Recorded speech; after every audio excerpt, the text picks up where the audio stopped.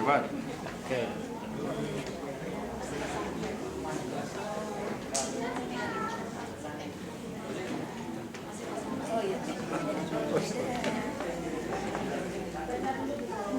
Video ya, Bu.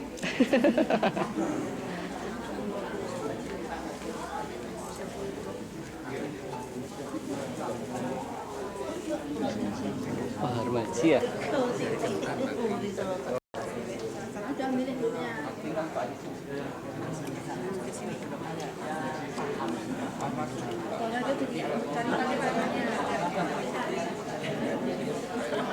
Ada, sudah ada. Ini ada 1-0. Mungkin yang bapak-bapak atau mas-mas.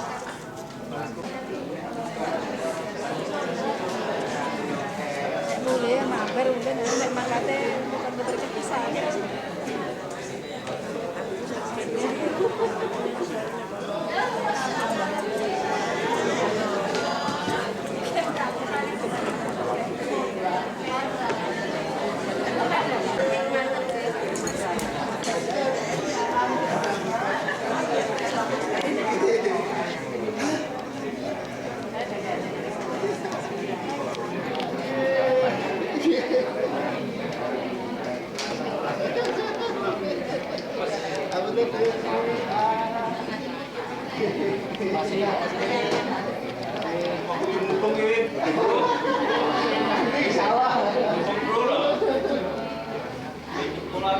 Halo Jakarta. Mana Saudi? Kopdar Solo Raya pagi hari ini. Tak lupa kami ucapkan selamat datang dulu kepada Pak Osin, Pak Sulaiman, Bu Nur Khotijah, dan Pak Harmaji. Ya. Baik Bapak Ibu, teman-teman semua, luar biasa pada hari ini. Sebelumnya saya ucapkan Assalamualaikum warahmatullahi wabarakatuh. Salam sejahtera untuk kita semua. Oke, sekali lagi ya. Assalamualaikum warahmatullahi wabarakatuh. Oke, terima kasih atas kehadiran teman-teman semua, Bapak Ibu semua. Pada kesempatan kali ini hadir di Solo ya untuk bertemu setelah sekian lama. Mungkin Bapak Ibu teman-teman semua hanya berjumpa mungkin di dunia maya atau jarang ketemu offline. Saya sendiri pun baru beberapa yang pernah ketemu secara tatap muka gitu ya. Bahkan dari jauh, yang dari Sumatera baru kenal juga. Ada Mas Mawardi, Mas Supriyadi, Mas Yudi, Bu Atika pun baru ketemu, dan yang lain juga baru ketemu. Bahkan dengan Bu Nur Khotijah, Pak Haji, Pak Sulaiman baru ketemu juga. Tapi walaupun kita baru ketemu, insya Allah semuanya sudah hatinya sudah terikat ya, sudah masuk ke dalam hati masing-masing bahwa kita adalah MB Business Owner dari tim Debaca. Ya, tepuk tangan untuk Debaca.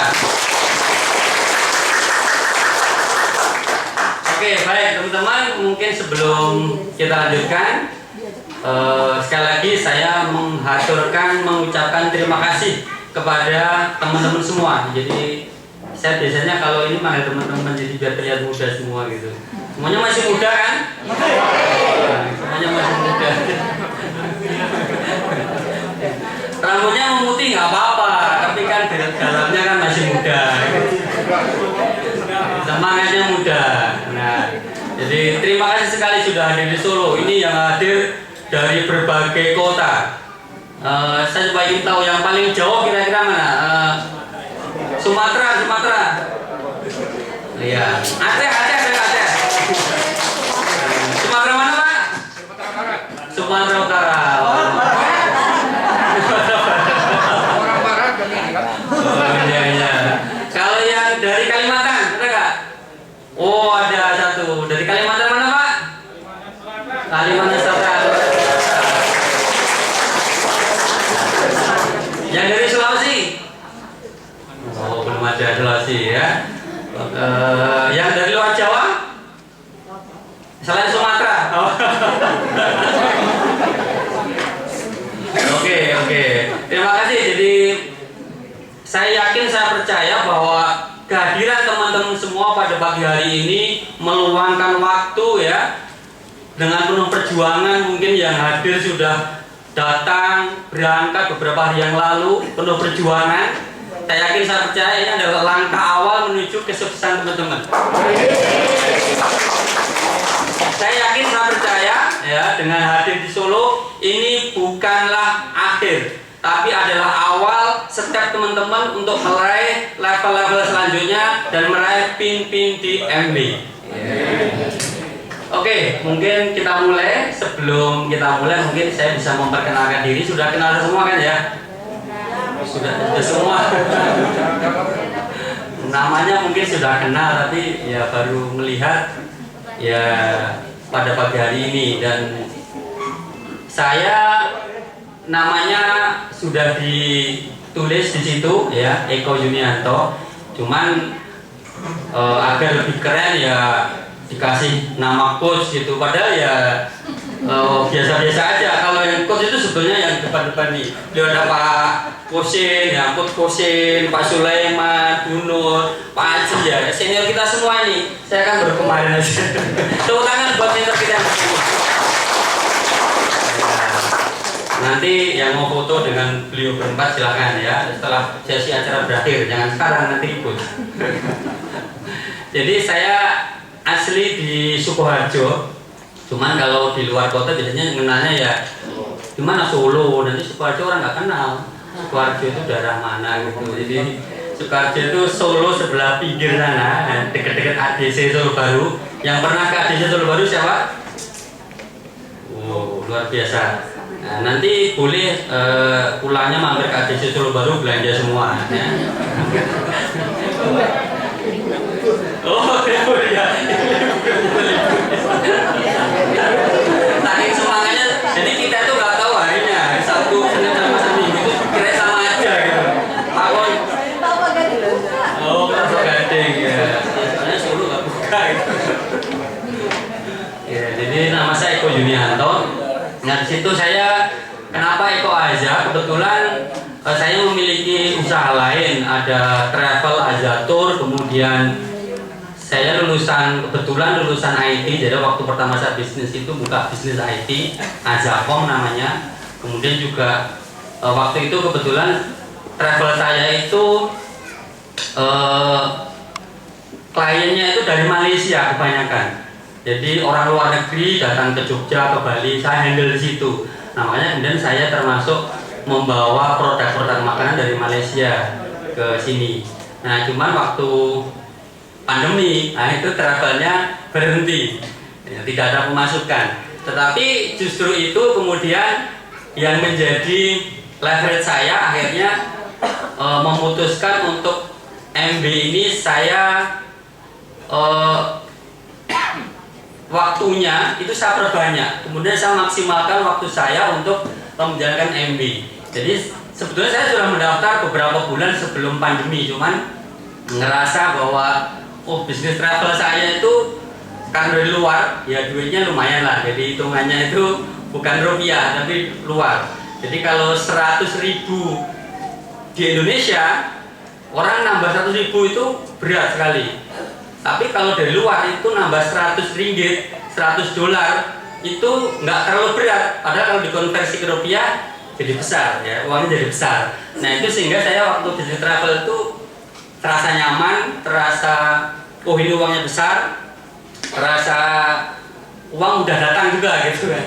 Nah tapi ketika pandemi kita nggak tahu, ternyata yang biasanya uangnya mengalir banyak tiba-tiba nol, tidak hanya nol, tapi minus karena saya gaji driver saya banyak armada saya jualin karena udah nggak kuat gaji kan. Waktu itu betul-betul tidak ada pemasukan gitu. Nah akhirnya itulah, jadi kalau kata Pak Sulaiman, apapun yang terjadi keadaannya sebetulnya netral-netral saja. Cuma kita bagaimana mengambil sudut pandangnya. Nah, akhirnya waktu itu saya mengambil sudut pandang, oke lah berarti memang saya untuk menjalankan MB mungkin sudah garisnya harus saya maksimalkan. Dan alhamdulillah akhirnya saya fokus sejak pandemi itu. Kemudian di tahun 2021 saya mencapai silver producer, kemudian Mei kemarin mencapai apa namanya platinum. Jadi saya termasuk platinum baru. Baru masuk di Amagram tanggal 1. Saya yakin, saya percaya teman-teman juga akan bisa menjadi silver producer dan akhirnya menjadi platinum. Ya, hari ini adalah langkah teman-teman untuk mencapai level pin platinum Anda semua.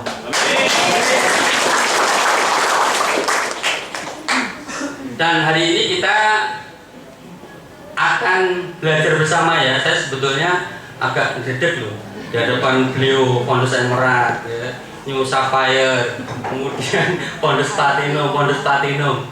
Ya, cuman saya dipaksa Pak Kosin ini harus, ya sudahlah, di Solo belajar ini ya, namanya jenderalnya memberikan perintah ya siap dan gitu kan. Siap dan nggak ada pilihan gitu kan. Jadi sebisa saya, maka saya sebenarnya juga mohon maaf untuk teman-teman, sebetulnya kapasitasnya ini sebetulnya 100 saja. Tapi ternyata pesertanya luar biasa, membludak. Itu pun sudah saya stop sampai 120. Ya mungkin jadi teman-teman nanti yang nggak dapat kursi ya kursi, nggak dapat meja kursi aja diletakkan di tengah untuk teman-teman bisa membantu.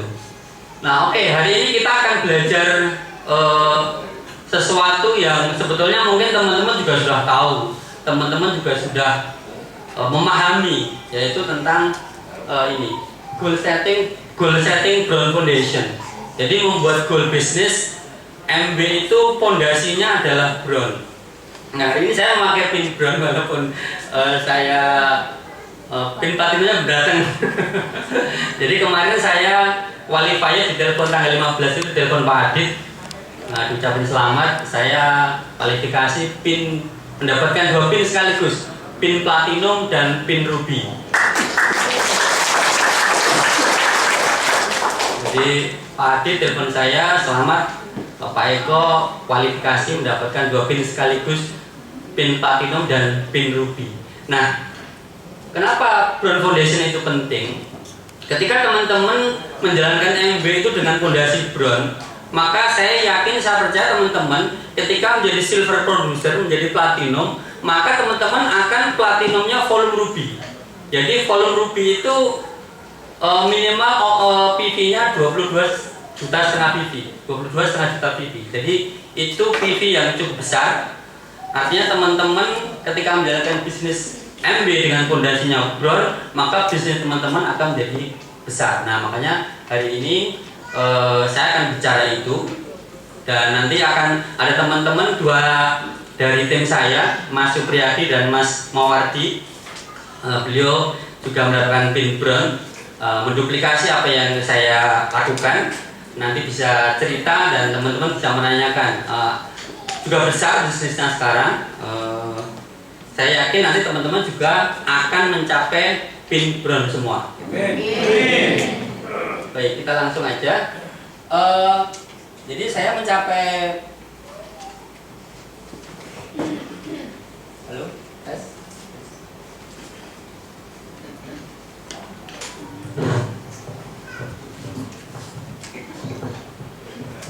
Nah, saya mencapai pin Brown. Ini pin saya, karena sudah pasangan dapat 2 ya. Nah, tentu yang beliau sudah tahu kalau pasangan pinnya 2. Kalau Mas Mawardi ini pinnya baru 1, yang dikirim 1 aja, belum punya pasangan. Jadi yang belum punya pasangan boleh nanti sounding sama Mas Mawardi, masih muda. Umurnya baru 20 tahun.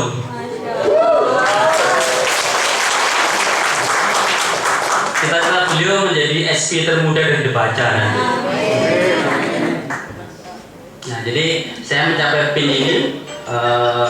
Jadi saya hanya menceritakan, saya tidak mengajari teman-teman, saya tidak memberikan satu mentoring buat teman-teman. Saya hanya menceritakan saja apa yang saya lakukan, kemudian diduplikasi oleh tim saya, dan nanti mudah-mudahan teman-teman juga bisa menduplikasi apa yang saya lakukan sehingga teman-teman bisa mencapai pin Brown semua. Okay. Kenapa pin Brown ini penting teman-teman? Jadi pin Brown ini walaupun fondasi, tapi ini istimewa. Pak Khosin beliau nggak punya pin brand. Pak Sulaiman, Bu Nur Khatijah, Pak Haji belum punya pin brand. Jadi kalau nanti misalnya kita semua jadi founders brand ambassador tuh yang meraih pin brand itu punya lebih banyak satu gitu, dari beliau. Karena dulu belum ada pin brand. Jadi teman-teman bersyukur ya semuanya netral. Join depan juga bagus, di depan bisa seperti beliau-beliau. Tapi join di belakang juga nggak masalah. Nanti semuanya dapat pin brand yang tidak beliau-beliau dapatkan. Gitu. Jadi pin brand adalah fondasi bisnis yang sangat kuat. MB membangun satu sistem bisnis, kemudian beberapa 1-2 tahun yang lalu membuka fondasi brand ini adalah agar satu batu loncatan teman-teman itu memiliki bisnis yang kuat, ya, struktur bisnis yang kuat dan berkepanjangan. Jadi kalau bisnis cuma istilahnya sebulan SP kemudian enggak, nah, kemudian 3 bulan SP enggak, nanti sulit jadi platinum. Tapi ketika teman-teman membangun fondasi bisnis MB, fondasinya brand, ya insya Allah begitu SP 6 kali berturut-turut jadi platinum semua, nggak perlu nunggu nggak perlu harus nunggu beberapa lama jeda-jeda. Jadi mencapai meraih pin SP itu adalah setelah 21%, kemudian mencapai platinum itu 3 kali, nah, mencapai gold producer. Jadi 3 kali berturut-turut harus mencapai 21%, kemudian 3 kali lagi 21%. Nah kalau teman-teman nanti fondasinya adalah brown, ya hampir dipastikan 6 kali akan langsung menjadi platinum, gitu teman-teman. Nah ini sebetulnya sudah banyak dibahas oleh MB, banyak materi-materi. Nanti saya hanya sebentar aja membahas ini. Saya nanti lebih fokus ke goal settingnya. Bagaimana secara teknis dan secara non teknis teman-teman bisa mencapai fondasi bisnisnya itu menjadi fondasinya brown. Nah, jadi teman-teman sudah memahami, saya pikir nanti bisa diulang-ulang. Saya hanya memberi gambaran awal bahwa fondasi brown itu fondasinya yang pertama tentu BFI, Brown Foundation Incentive. Jadi intinya teman-teman membangun 3 kaki, membangun 3 kaki frontline, ya, seperti ini. Nah, kemudian dari frontline itu Anda bantu supaya masing-masing frontline itu naik ke level 3%. Dan tentu saja ada tambahan, yaitu Anda memiliki pelanggan prioritas dan juga 2 frontline Anda memiliki pelanggan frontline, memiliki pelanggan prioritas juga. Jadi teman-teman pastikan ini bisa memahami. Kalau belum memahami nanti gambarnya pin brand itu nggak ada. Jadi ini masuk ke dalam pikiran bawah sadar. Bahwa soal insentif pengalih penghasilannya ini 25% itu istilahnya bonus saja. Bonus dari ketika teman-teman membangun bisnis dengan fondasi brown. Intinya adalah teman-teman memiliki bisnis yang fondasi yang sangat kuat dan berkepanjangan. Tetapi nanti akibatnya akan punya penghasilan ditambah 25% dari BFI. Nah ini kemudian setelah BFI nanti kemudian menjadi BBI. BBI ini ketika teman-teman membantu frontline Anda 3 kaki masing-masing itu naik level ke 6%. Sama juga memiliki pelanggan prioritas dan juga mendapat tambahan insentif 30% dari performance bonus. Artinya kalau teman-teman mencapai BBI akan dapat pengali 55%, dari BFI 25%, dari BBI 30%. Nah itu akibatnya saja. Tetapi intinya sekali lagi teman-teman membangun bisnis fondasi yang kuat.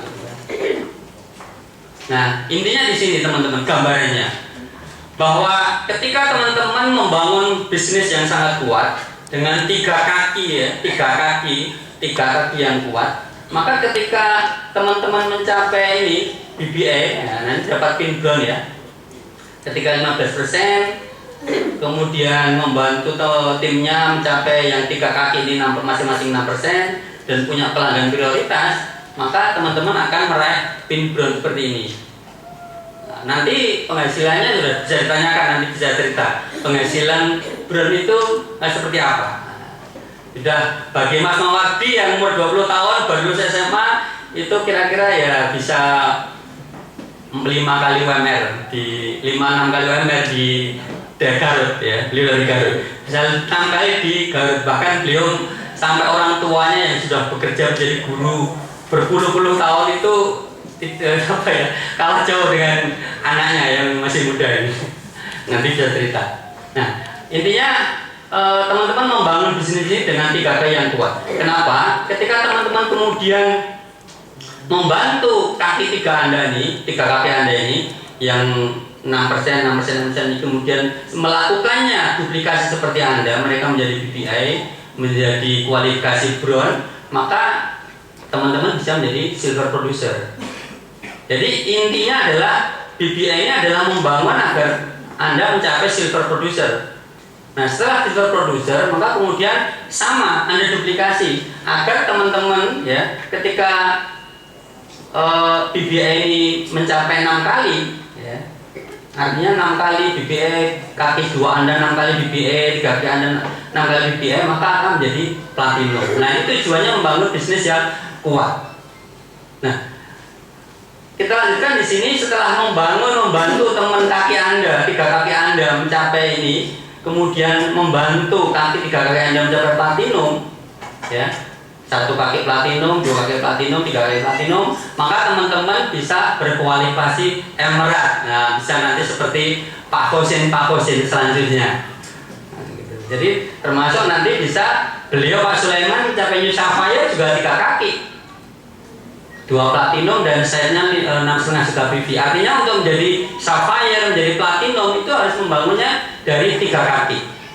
Itulah MB kenapa membangun bisnis Brown itu adalah bisnis yang sangat kuat. Apakah menjadi silver producer tidak dengan 3 kaki? Bisa, dengan 2 kaki pun bisa, 1 kaki pun bisa. Ketika ada omset, ada BV 16 juta BV bisa. Tetapi untuk bisnis yang stabil, bisnis yang berjangka panjang, itu tidak seperti kalau Anda punya 3 kaki yang kuat. Itulah kenapa pentingnya membangun bisnis dengan fondasi Brown. Nah, jadi intinya membangun bisnis dengan fondasi Brown itu adalah sebagai batu loncatan atau pijakan yang kuat agar bisnisnya itu teman-teman menjadi besar. Bahwa penghasilan ini, kalau ini misalnya contoh level performance bonus ya, ini sebelum SP ya, ini sebelum SP itu misalnya level performance bonusnya 9 juta. Ini ada tambahan 25% dari BFI 2 jutaan, ada BBI nya 2 jutaan. Itu sudah ya lumayan lah gitu untuk peringkat Brown. Dan ini ketika menjadi SP, ketika menjadi platinum, ketika ini masih dalam, makanya 12 kali ya, mendapatkan BFI, BBI 12 kali. Makanya ini sebetulnya hanya support ya istilahnya, pendorong, leverage. Karena BFI dan BBI ini hanya diterima 12 kali. Intinya adalah teman-teman membangun bisnis yang kuat. Karena apa? Ketika Anda sudah 12 kali menerima BBI, maka sesungguhnya bisnis teman-teman menjadi kuat.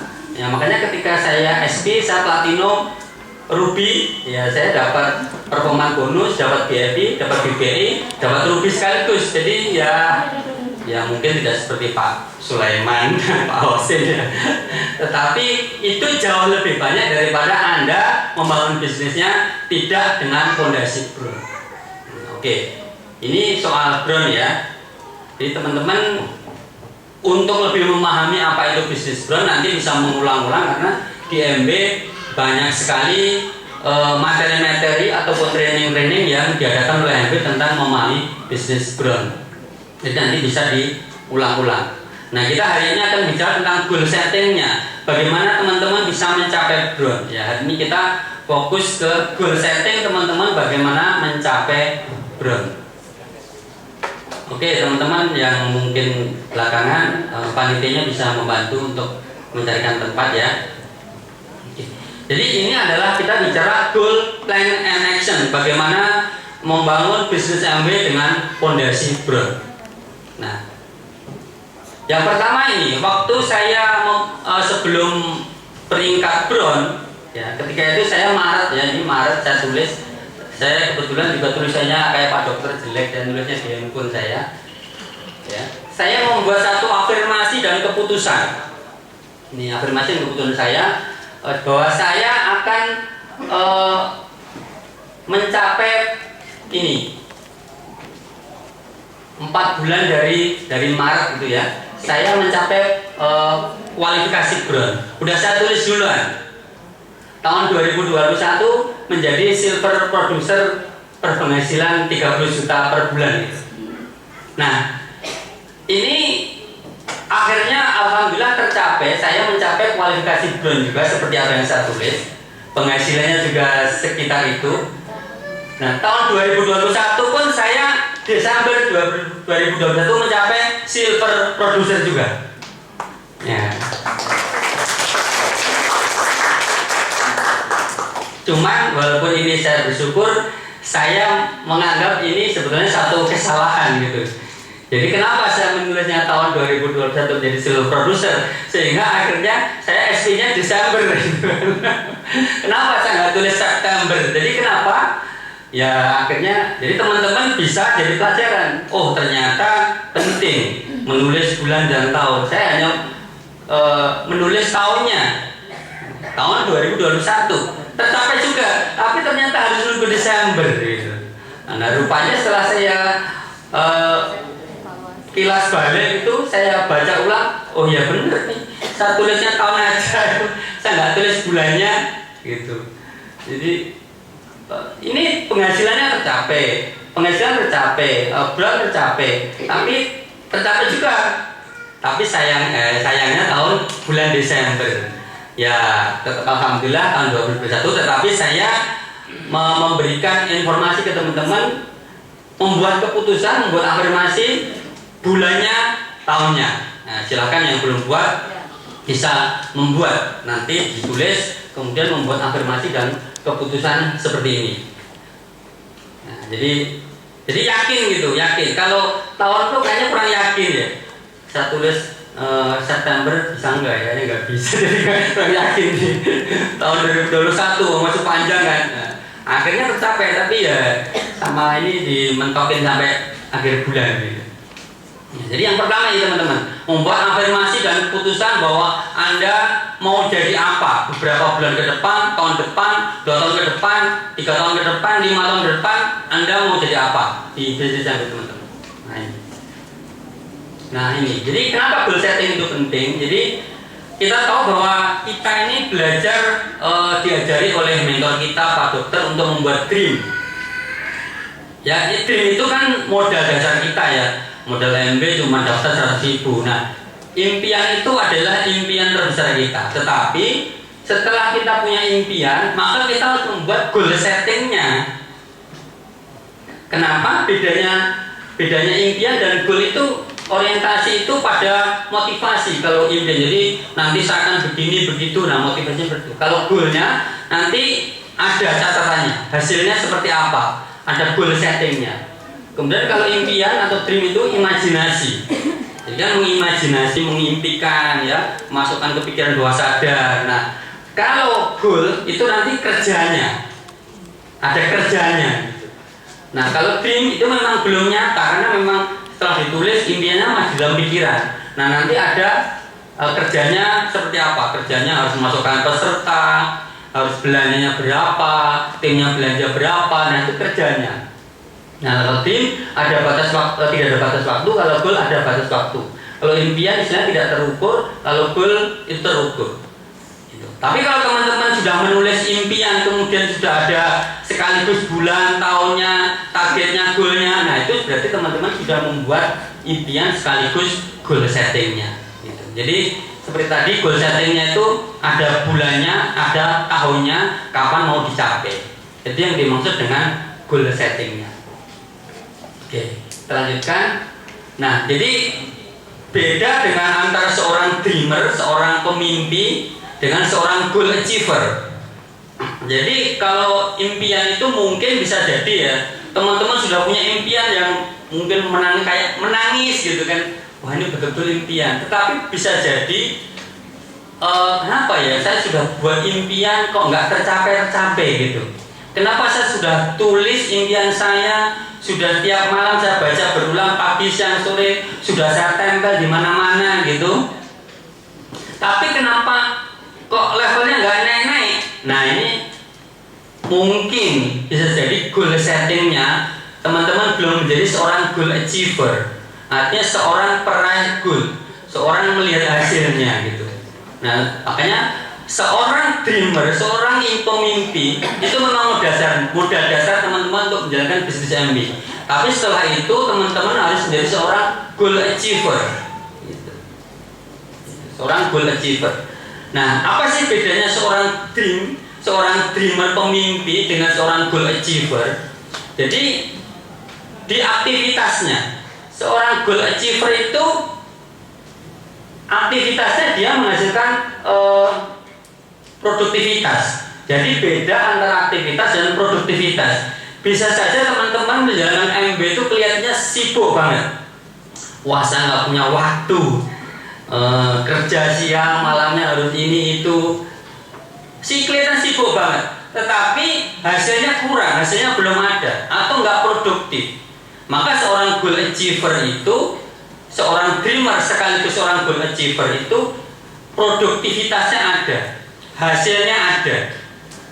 Kalau belum ada produktivitasnya berarti baru seorang dreamer saja. Makanya akhirnya jika sudah membuat impian banyak sekali, tapi memang lama-lama belum tercapai. Nah mungkin perlu Anda menjadi seorang dreamer sekaligus kemudian menjadi seorang goal achiever. Bagaimana mencapai goal-goal yang teman-teman buat sekaligus.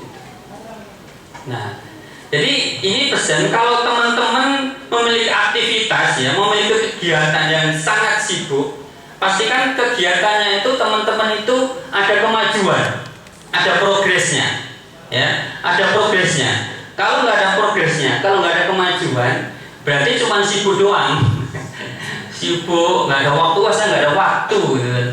Saya japri nggak ada waktu, sama iklan nggak ada waktu, saya japri nyari prospek nggak ada waktu gitu.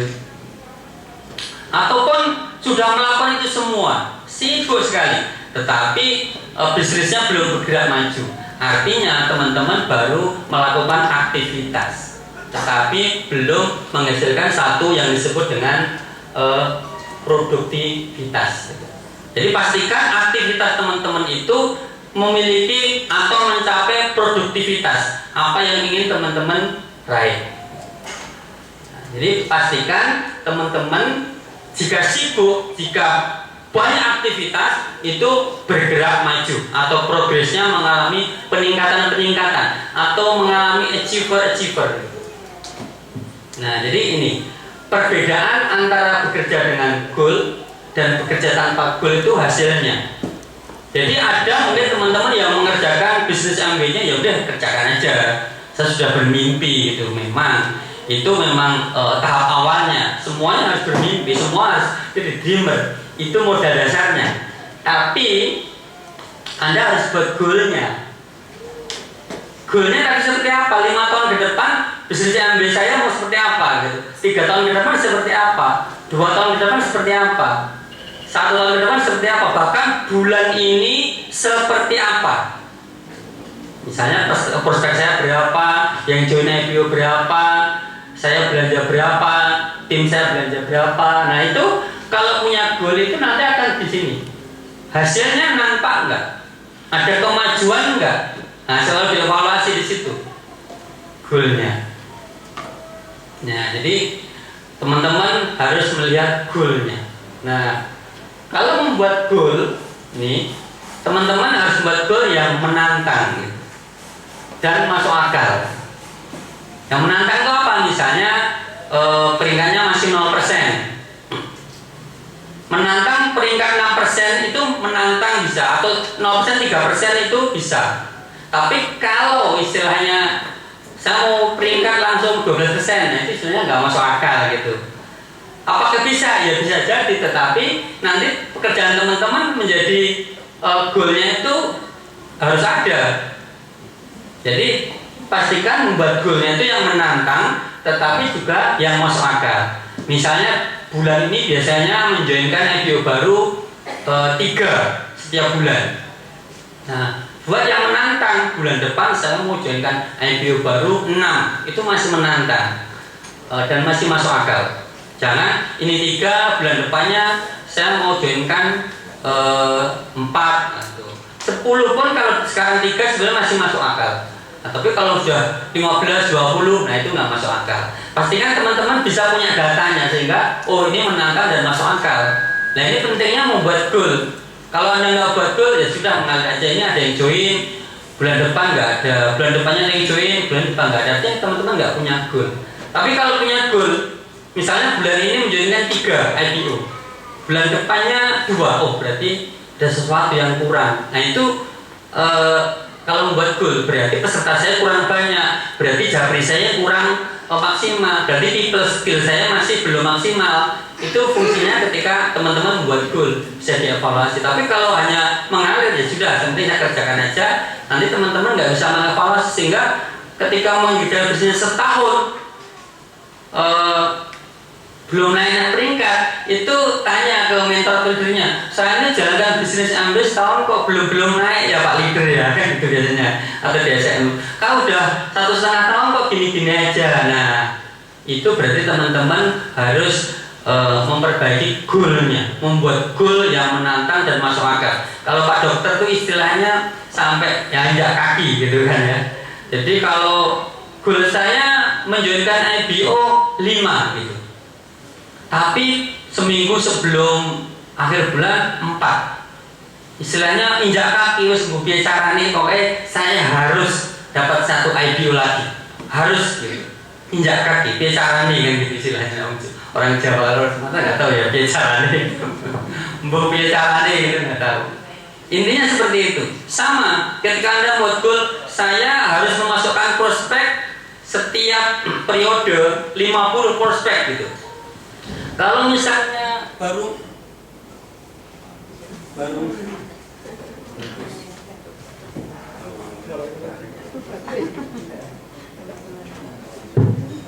oke.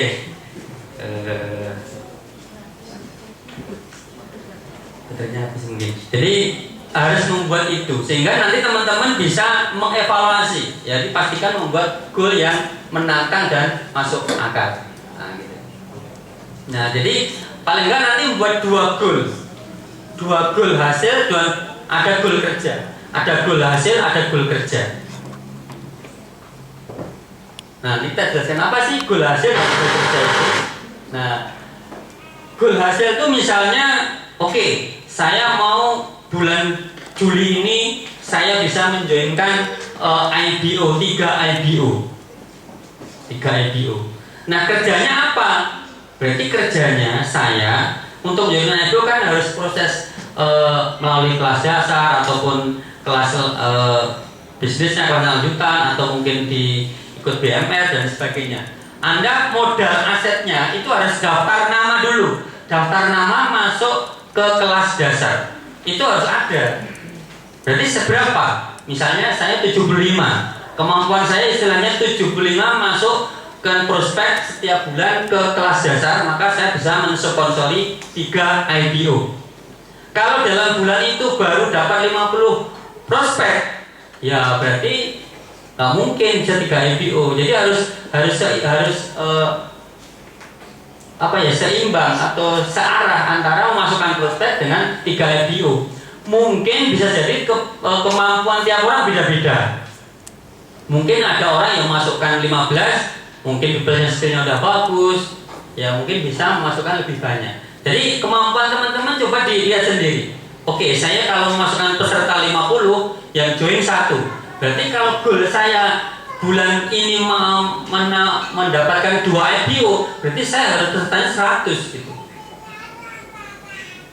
Atau saya harus meningkatkan people skill saya harus membangun trust, building trust dengan peserta saya, dengan prospek saya, itu lebih maksimal gitu kan. Seperti itu. Belajar people skill lagi, dimaksimalkan lagi. Nah, kalau meniru founder saya Menat, berapa kali Pak Kosin? Nah, 50 kali katanya membaca people skill. Teman-teman sudah ada yang baca 50 kali? Itu wajar kalau nggak bisa, belum jadi founder saya Menat. Jadi prinsipnya sama. Kita harus ada goal hasilnya, tapi juga goal kerjanya harus ada. Anda ingin menjoinkan IPO baru, tapi nggak pernah memasukkan prospek ke kelas bimbingan, nggak pernah mengikutan orang ke BMR, ya dari mana gitu kan? Oh, saya dari offline, ya berarti lain lagi. Intinya teman-teman, kalau Anda membuat goal hasilnya, harus ada kerjanya. Misalnya goal hasilnya teman-teman, saya mau bulan ini naik peringkat 3% dari 0%. Berarti Anda harus ada kerjanya. Kerjanya apa? Berarti saya harus punya IPO berapa, setiap IPO harus belanja berapa, sehingga PV group saya mencapai 3,5 juta PV. Nah, itu harus ada gambarannya.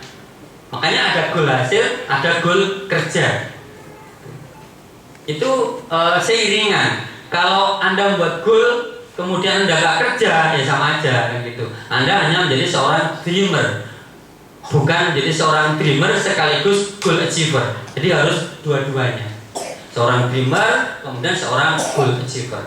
Membuat dream, membuat impian, kemudian membuat goal-goal bagaimana meraih goal-goal tersebut. Itulah seorang goal achiever. Nah, ini disebut chunking istilahnya.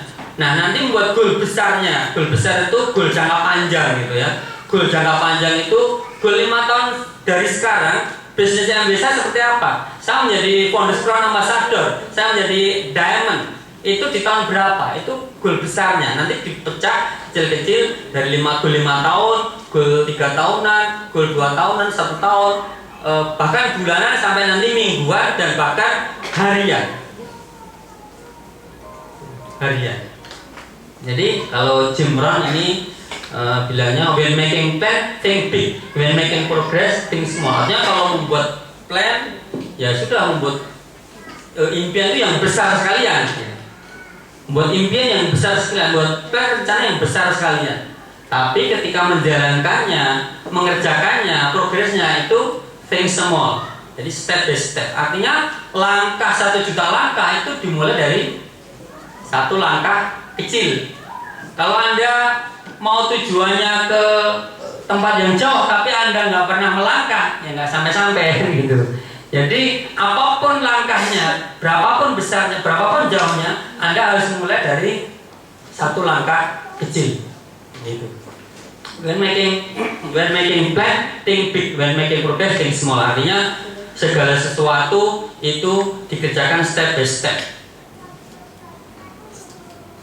Nah, jadi ini ada goal jangka panjang, ada goal jangka menengah, ada goal jangka pendek. Goal jangka panjang itu menetapkan arah. Jadi 5 tahun ke depan saya mau jadi apa? Biasanya saya gambarnya seperti apa? Teman-teman punya gambaran.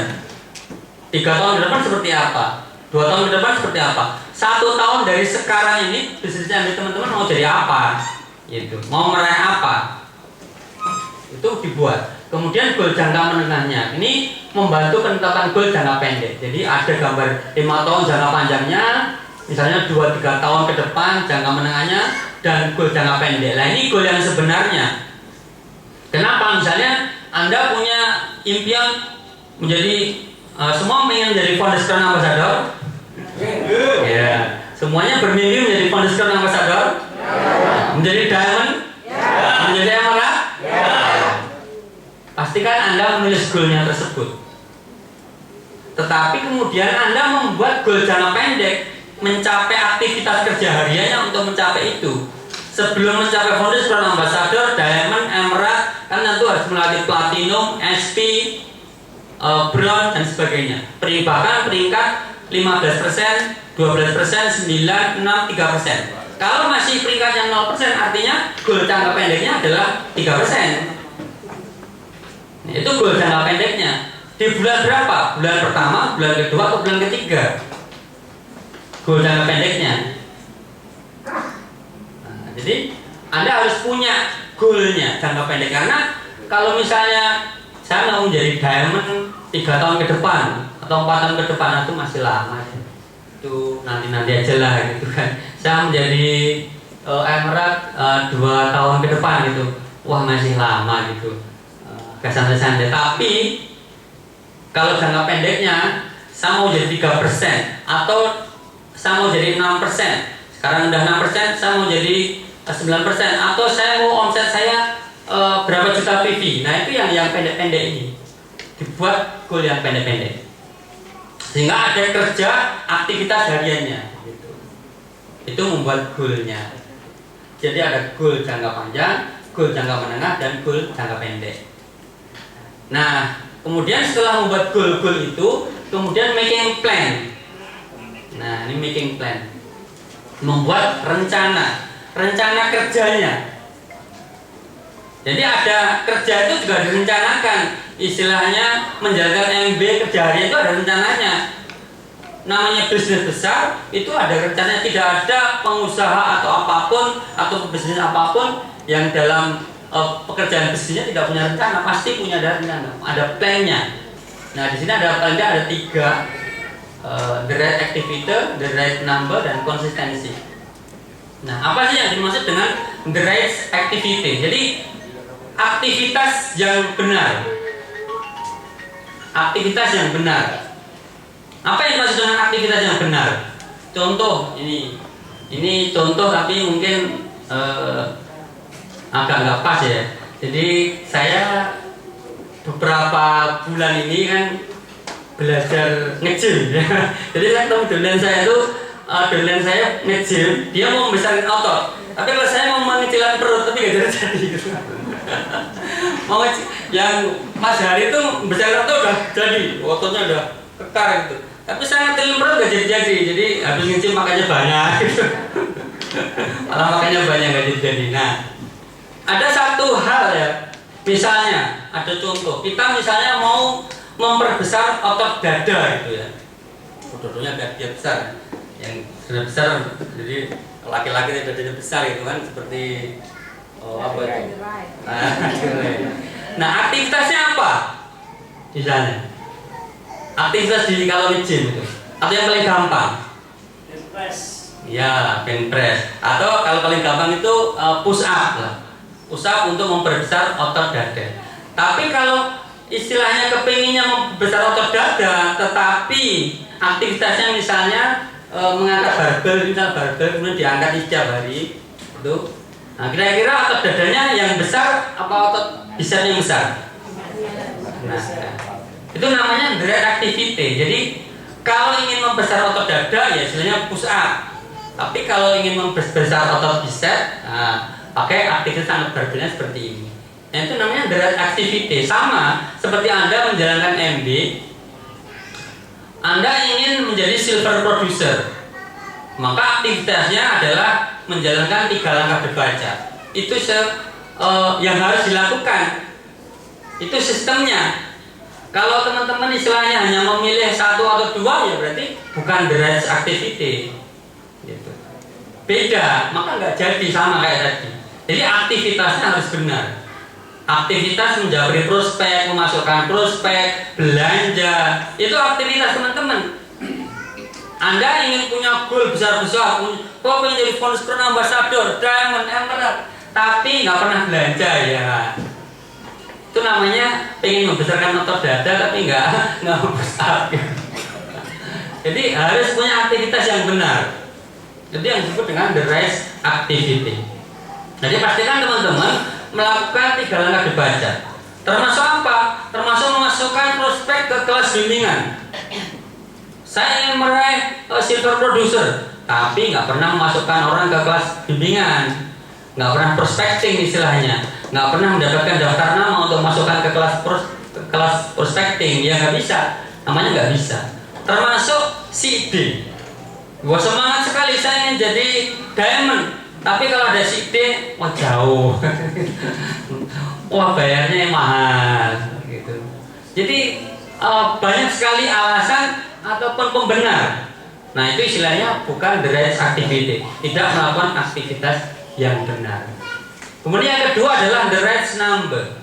Nah ini the right number ini sesuatu yang sangat menarik menurut saya. Jadi bisnis MB itu sebetulnya bisnis angka saja, bisnis yang sangat mudah. Ya, bisnis yang sangat mudah. Ini hanya soal angka. Contoh misalnya gitu.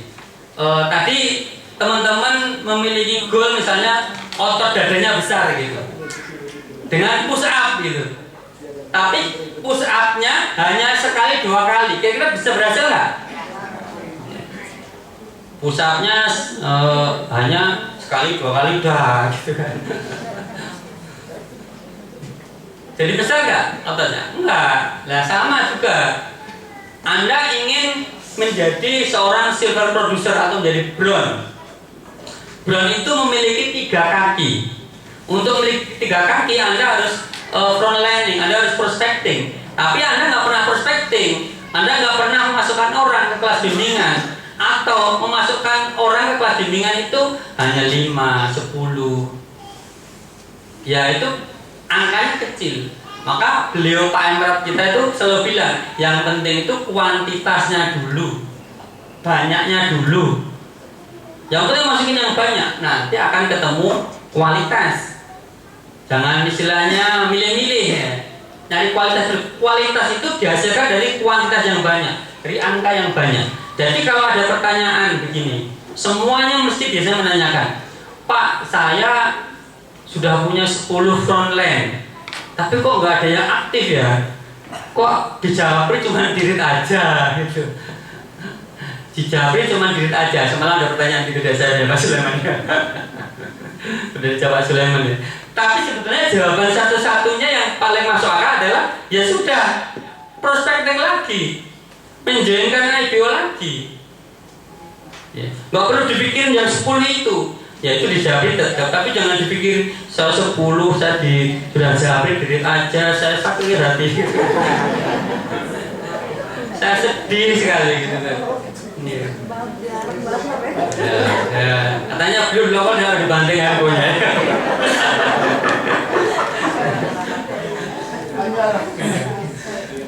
Jadi yang namanya Founders Emerald ya, Sapphire, Founders Platinum semua mengalami kalau di Japri dirit aja, tidak hanya teman-teman semua gitu.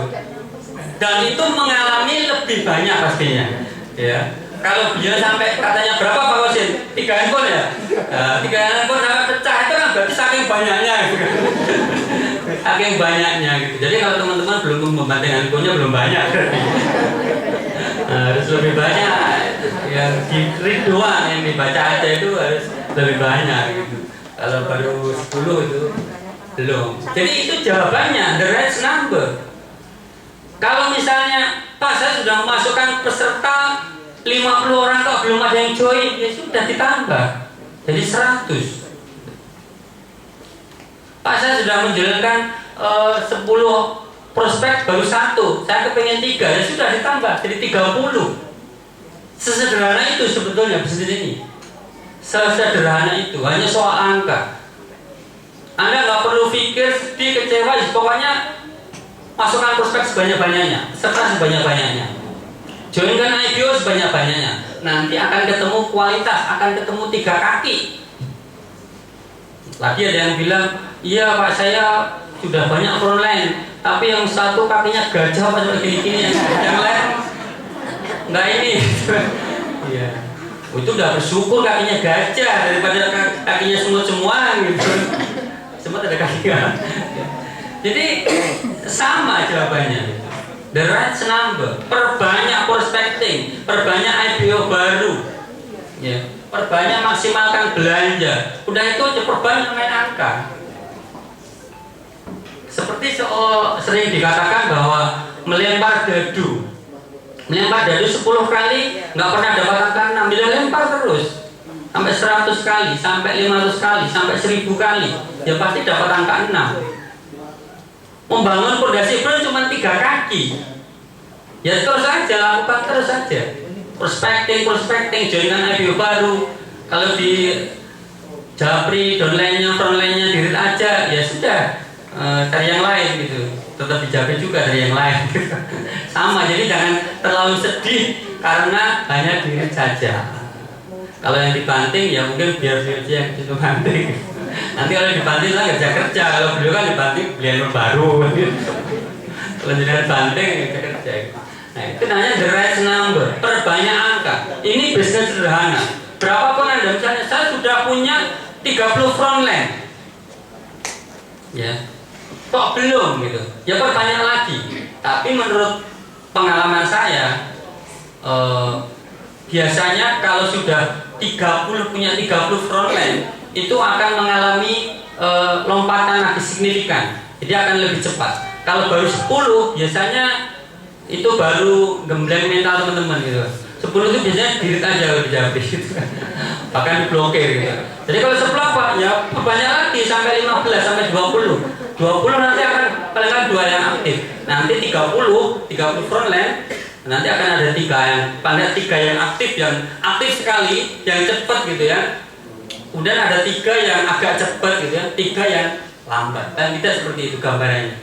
Yang sudah punya 30 frontline siapa? Selain yang depan lah. Yang punya 30 frontline.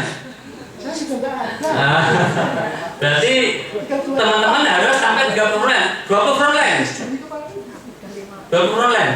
Oke, 10 frontline. Artinya mensponsori 10 orang. Mensponsori 10 orang secara langsung. 5. Oke, banyak. 1. Oke. Berarti bisnis ini sederhana, teman-teman sudah tahu jawabannya. Berarti harus memperbanyak menjoinkan IPO baru. Sesederhana itu teman-teman. Semudah itu istilahnya. Cuma saya bilang semudah itu, segampang itu, ya teman-teman harus tahan mental kalau diri aja gitu. Yang ketiga adalah konsistensi. Nah, konsistensi ini penting. Kenapa? Misalnya tadi pengen membesar otot dada itu push up. Misalnya Anda push up-nya oke, 20 kali push up. Tapi setelah seminggu, 2 minggu libur. Jadi ke nge-gym-nya itu semangat sekali seminggu, bahkan datang sampai 5 kali kayak saya gitu. Tapi setelah itu 3 minggu gak datang. Jadi perutnya gak kecil gitu. Nah itu namanya gak konsisten gitu. Misalnya Anda baru bergabung MB, wah ngelihat materi atau baca materi Pak Dokter, atau habis ikut Kopdar, ikut SID, wah semangatnya minta ampun, berkobar-kobar gitu kan, membara gitu kan. Tapi seminggu, 2 minggu, sebulan aja, setelah itu kok nggak dapet juga ya, nggak lagi ada jeda lagi. Itu namanya nggak konsisten. Jadi apapun yang terjadi itu Anda harus konsisten, melakukan terus tanpa berhenti sampai goal Anda tadi tercapai. Anda susah, senang, istilahnya perasaan apapun di diri aja atau enggak, ya lakukan terus, konsistensi.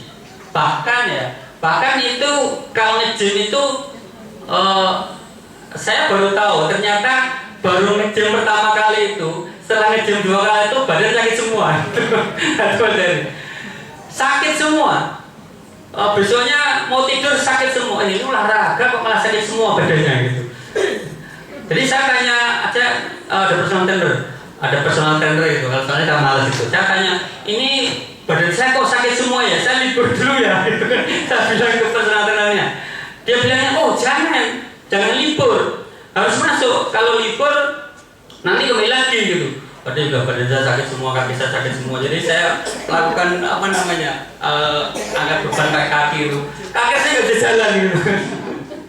Saya mau minta izin libur nggak boleh gitu. Harus masuk gitu. Ya wes saya masuk dan ternyata betul. Setelah saya ulang sakit-sakit itu saya paksa, dalam 3-4 hari 5 kali itu sembuh sendiri.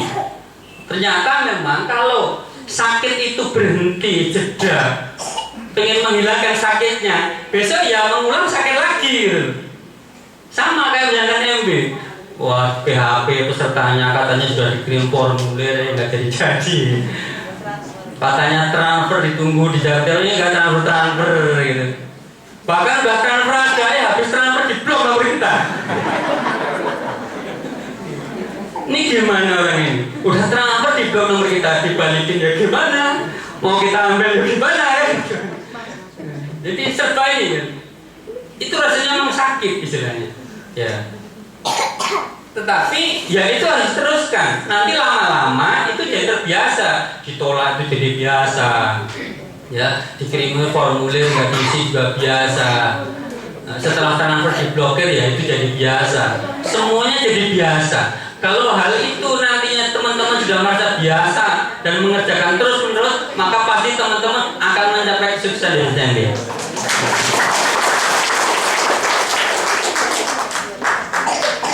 Jadi kalau merasa sakit, sudah mutung, sudah berhenti, ya wis gitu ya sudah gitu kan.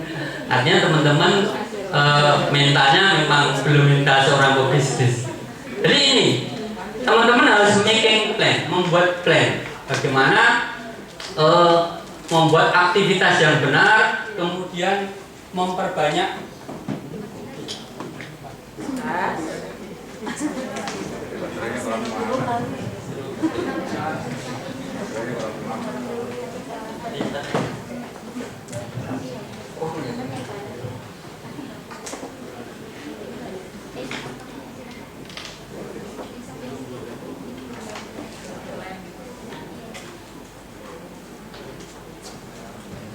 Oke, jadi pastikan teman-teman dalam menjalankan bisnis MB aktivitasnya benar, kemudian angkanya diperbanyak, apapun itu, peserta diperbanyak, IPO baru diperbanyak, belanja diperbanyak. Kemudian konsistensi melakukan itu tanpa berhenti, tanpa jeda, apapun situasi dan kondisinya sampai goal Anda tercapai. Jadi sampai jumpa nanti ketika Anda ini sampai menjadi silver producer, platinum dan sebagainya. Oke, setelah kita membuat making plan, nah ini. Jadi kita harus disiplin. Mengerjakan ini istilahnya self discipline. To success you need to have self discipline. Nah, disiplin itu istilahnya apapun yang terjadi, situasi, kondisinya ya harus melakukan terus. Itu namanya self discipline. Jangan wah ini orang tua saya lagi ada kerjaan mantu ya sudah saya berhenti dulu gitu. Oh ini ponakan saya lagi ngajak ini saya tak jeda dulu. Sampai goal Anda tercapai, Anda harus disiplin. Kalau beliau di depan ini ya sudah membuang HP-nya, tinggal tidur ya nggak masalah, harus sudah mencapai pin-pinnya gitu. Tapi kalau teman-teman semua, apapun yang terjadi Anda dikerjakan. Harus tetap masukkan prospek, harus tetap belanja. Apapun keadaannya, wah ini lebaran ini. Lebaran ini buat beli baju dulu dan beli baju dulu. Ini namanya nggak self disiplin. Jadi Anda belum menjadikan bisnis MB itu sebagai bisnis yang betul-betul teman-teman menjadi tujuan teman-teman gitu.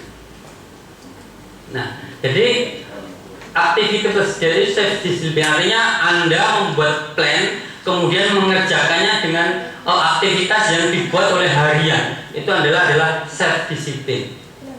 Nah, oke. Jadi setelah Anda membuat goal setting, kemudian making plan, kemudian Anda mengerjakan setiap hari, Anda harus tahu bahwa ada yang namanya istilahnya the tipping point. Ya, dari ini dari bukunya Malcolm Gladwell. Apa sih yang namanya the tipping point? Nah, seperti ini. Tipping point itu istilahnya segala sesuatu terjadi itu secara dramatik atau berbarengan atau secara maksimal bareng gitu, bukan secara gradual sedikit-sedikit. Jadi nggak gitu. Nah, tipping point itu gambarnya seperti ini. Nah ini ada namanya tipping point. Ketika Anda masih di sini gitu, Anda harus mengerjakannya secara maksimal potensinya, harus betul-betul secara cepat gitu. Ya, momentumnya harus cepat. Kalau di sini istilahnya pelan, dorong pelan-pelan ya turun lagi gitu.